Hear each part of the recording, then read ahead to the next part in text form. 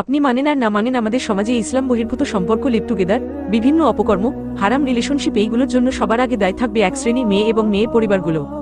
আজকে সমাজের এই যে অবস্থা, অপকর্ম, ইসলাম বহির্ভূত কালচারের জন্য এক শ্রেণীর মেয়ে এবং মেয়ে পরিবারগুলো দায়ী। এদের কারণেই এই সমাজে বিয়ে আজকে এত কঠিন। চাইলেই একটা ছেলে চরিত্র হেফাজতের জন্য বিয়ে করতে পারছে না।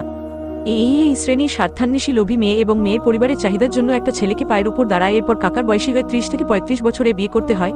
অনেক ছেলে মেয়ে আছে পায়ের উপর দাঁড়িয়ে বিয়ে করার নাম করে ইসলাম বহির্ভূত সকল প্রকার হারামে জোড়ায়, 10-12 ঘাটের পানি খেয়ে এরপর প্রতিষ্ঠিত হয়ে 30 থেকে 35 বছরে বিয়ে করে।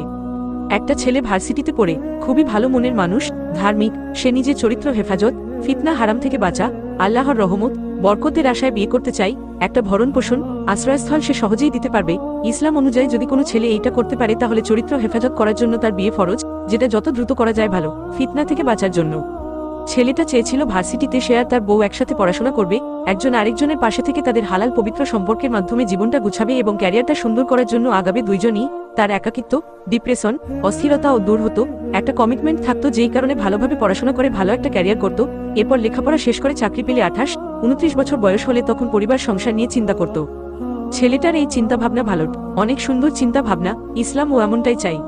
কিন্তু মেয়ে এবং মেয়ে পরিবার আবার সেটা চায় না। এরা প্রতিষ্ঠিত হওয়া, পায়ের ওপর দাঁড়ানো, বিসিএস ক্যাডার, সরকারি চাকরিজীবী, ডাক্তার, ইঞ্জিনিয়ার, হ্যান ত্যান এসবের নাম করে একবারে জটিল আর লেন্থি করে ফেলছে এই সমাজে বিয়ে।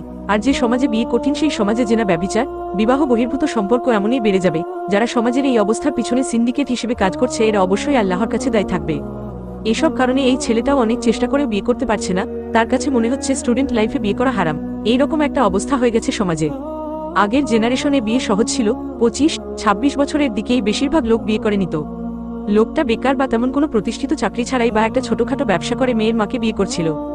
আর সেই লোকটাই এখন তার মেয়ের বিয়ের সময় বিসিএস ক্যাডার, ডাক্তার, ইঞ্জিনিয়ার, সরকারি কর্মকর্তা, অত টাকা বেতন পাইতে হবে, শহরে বাড়ি থাকতে হবে, এই সেই নানান চাহিদা আর লোভ। তারা নিজেরা যা পারে না, তার নিজের মেয়েও তা পারেনি, কিন্তু লোভ আর স্বার্থের কারণে পরে ছেলের উপর সেটা চাপিয়ে দেওয়া কি ঠিক? তাদের যদি এতই টাকা পয়সা, বাড়ি গাড়ি এইসবের লোভ থাকতো তাইলে তারা নিজেরা চেষ্টা করতো সেটার জন্য।